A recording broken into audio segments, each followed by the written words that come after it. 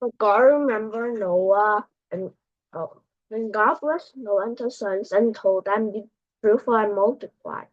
Fill the earth, all the animals of the earth, all the birds of the sky, all the small animals that scurry along the ground, and all the fish in the sea will look on you with fear and terror. I have placed them in your power. I have given them to you for food, just as I have given you grain and vegetables. But you must never eat any meat that still has life blood in it. And I'll require the blood of anyone who takes another person's life. If a wild animal kills a person, it must die. And anyone who murders a fellow human must die.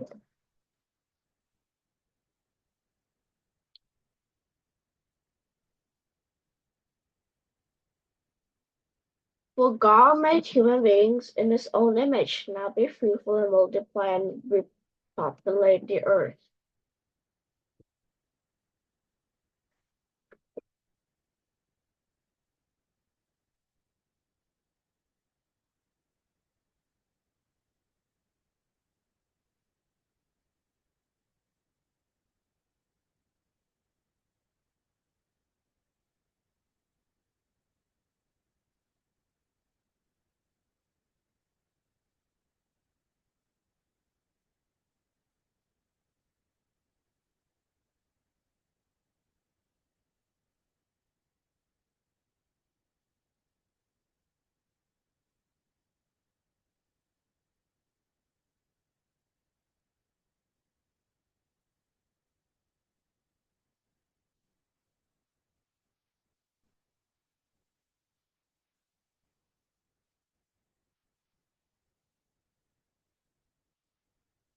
Then God said, I'm giving you a sign of my covenant with you, with all living creatures for all generations to come. I have placed my rainbow in the clouds. It is the sign of my covenant with you and with all the earth. The rainbow will appear on the clouds, and I will remember my covenant with you and with all living creatures. Never again will the flood waters destroy your life. When I see the rainbow in the clouds, I remember the eternal covenant between God and every living creature on the earth. Then God said to Noah, yes, this rainbow is the sign of the covenant I am confirming with the creatures on earth. The sons of Noah who came out of the boat with their father were Shem, Ham, and Japheth. Ham is the father of Canaan. From these three sons of Noah came all the people who now populate the earth. After the flood, Noah began to cultivate the ground, and he planted a vineyard. One day he drank some wine he had made, and he became drunk, and they lay naked inside his tent. Ham, the father of Canaan, saw that his father was naked and went outside and told his brothers. Then Shem and Japheth took a rope held to cover their father. As they did this, they looked at the other way so they would not see him naked.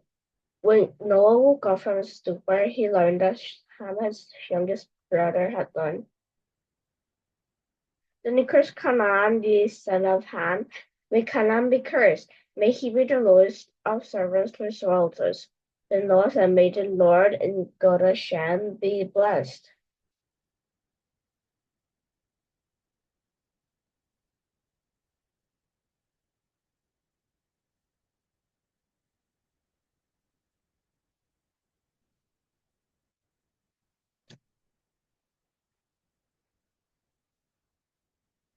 Then Noah said, may the Lord the God of Shem be blessed, and may Canaan be his servant. May God expand the territory of Japheth. May Japheth share the prosperity of Shem. And may Canaan be his servant. Noah lived another 350 years after the great flood. He lived 950 years, and then he died. This is the account of the families of Shem, Ham, and Japheth, the three sons of Noah. Many children were born to them after the great flood. The descendants of Japheth were Gomer, Magog, Madai, Javan, Tubal, Mesech, and Tiras. The descendants of Gomer were Ashkenaz, and Candace, Lupas, Togmar. The descendants of Javan were Elisha, Tarshish, Kittim, and Rodanim. Their descendants became the seafaring peoples that spread out to various lands, each identified as its own language, clan, and national identity.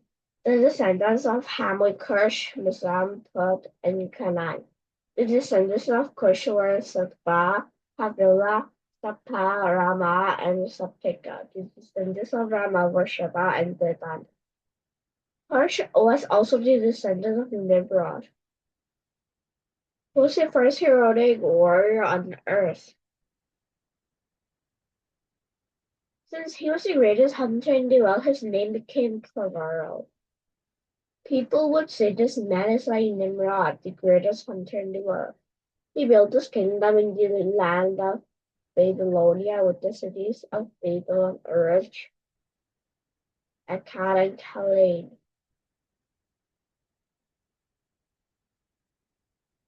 From there, he expanded his territory to Assyria, building the cities of Nineveh, Deborah, Kala, Darius, and the Great Mizraim was the ancestor of Luddites.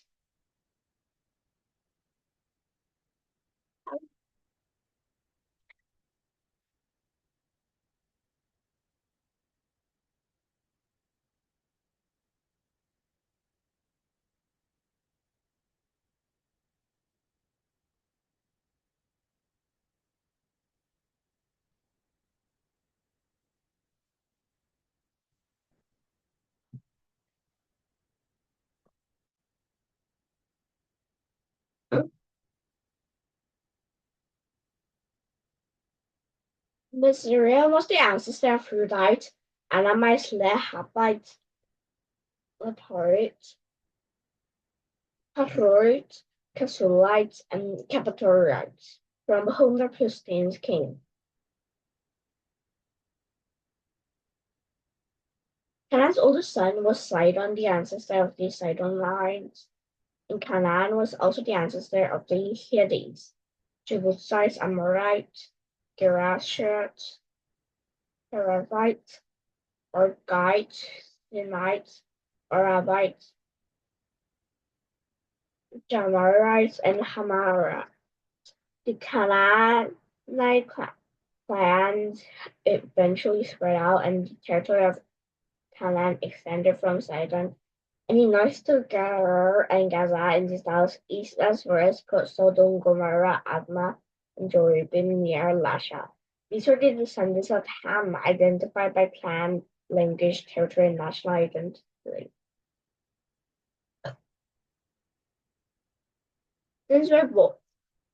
Sons were also born to Shem, the older brother of Japheth. Shem was the ancestor of all descendants of Eber. The descendants of Shem were Elam, Ashur, Apax, Lud, and Aram. The descendants of Aram were Uz, Hul, Gezer, and Mash. Arphaxad was the father of Shelah, and Shelah was the father of Eber. Eber had two sons. The first were Peleg, which means division, for during his lifetime the people of the world were divided into different language groups. His brother's name was Joktan. Joktan was the ancestor of Almoda. Shelepah was the Hasmar, Jerah, Hadoram, Uzal, Diblah, Obal, Amimael, Sheba, Ohiel, Havilah, and Jobab. All these were descendants of Joktan. The territory they occupied extended from Mesa all the way to Sephar, the eastern mountains. These were the descendants of Shem, identified by clan, language, territory, and national identities. These are the clans that descended from Noah's sons, arranged by a nation according to the lines of descendant. All the nations of the earth descended from these clans after the great flood. At one time, all the people of the world spoke the same language and used the same words. As the people migrated to the east, they found a plain in the land of Babylonia and settled there. They began saying to each other, "Let's make bricks and harden them with fire." In this region, bricks were used instead of stone. The tar were used for mortar. And they say, "Come, let's build a great city for ourselves with a tower that reaches into the sky. This will make us famous and keep us from being scattered all over the world." But the Lord came down to look at the city and the tower the people are building. "Look," he said, "the people are united and they speak the same language. After this, nothing they set out to do will be impossible for them. Come, let's go down and confuse the people with different languages. Then they won't be able to understand each other." In that way, the Lord scattered them all over the world. They stopped building the city. That is why the city was called Babel, because that is where the Lord confuses the people with different languages. In this way, he scattered them all over the world. This is the account of Shem's family. 2 years after the great flood, when Shem was 100 years old, he became the father of Aprax. After the birth of Aprax, Shem lived another 500 years and had other sons and daughters. When Aprax was 35 years old, he became the father of Shelah. After the birth of Shelah, Aprax lived another 403 years and had other sons and daughters. When Shelah was 30 years old, he became the father of Eber. After the birth of Eber, Shelah lived another 400 years and had other sons and daughters. When Eber was 34 years old, he became the father of Peleg. After the birth of Peleg, Eber lived another 430 years and had other sons and daughters. When Peleg was 30 years old, he became the father of Reu. After the birth of Reu, Peleg lived another 209 years and had other sons and daughters. When Reu was 32 years old, he became the father of Saruch.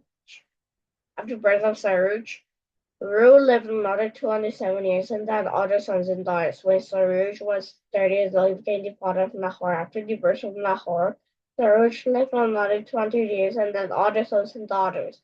When Nahor was 29 years old, he became the father of Terah. After the birth of Terah, Nahor lived another 119 years and had other sons and daughters. After Terah was 70 years old,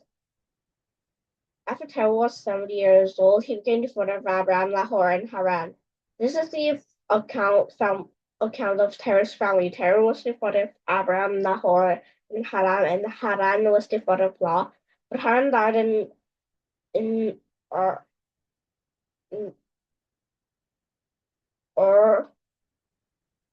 of the Chaldeans in the land of his birth, while his father Terah was still living. Meanwhile, Abraham and Nahor both married. The name of Abraham's wife was Sarai, and the name of Nahor's wife was Milcah. Milcah was their sister Esther, were the daughters of Nahor's brother Haran. But Sarai was unable to become pregnant and had no children. One day, Terah took his son Abraham, his daughter-in-law Sarai, his son Abraham's wife, and his grandson-in-law, his son Haran's life, and moved away from Ur of Chaldeans. He was headed for the land of Canaan, but they stopped at Haran and settled there. Haran lived for 205 years and died while still in Haran. 안녕히 가세요.